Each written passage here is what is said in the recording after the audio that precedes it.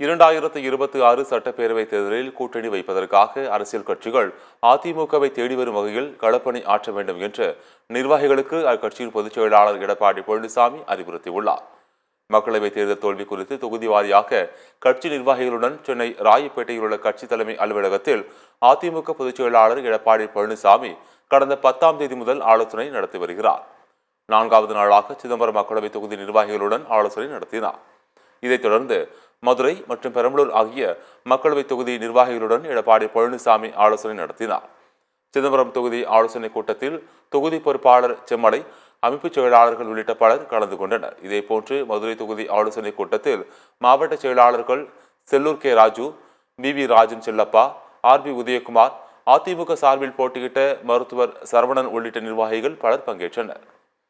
வரும் சட்டப்பேரவை தேர்தலில் கூட்டணி அமைக்க அரசியல் கட்சிகள் அதிமுகவை தேடும் வரும் வகையில் கட்சியினர் களப்பணி ஆற்ற வேண்டும் என்று கட்சியில் இளைஞர்களை அதிக அளவில் சேர்க்க வேண்டும் எனவும் நிர்வாகிகளுக்கு எடப்பாடி பழனிசாமி அறிவுறுத்தினார்.